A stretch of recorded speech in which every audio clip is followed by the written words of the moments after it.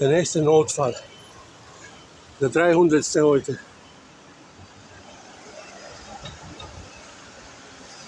Lauter Notfälle. Wien stirbt aus, weißt du?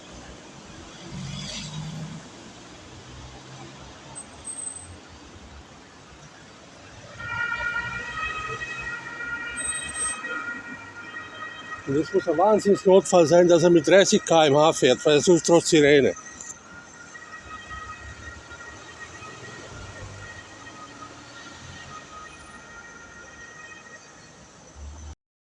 So, die nächste. Sirene schon seit 20 Sekunden ungefähr. Na, wo bist du?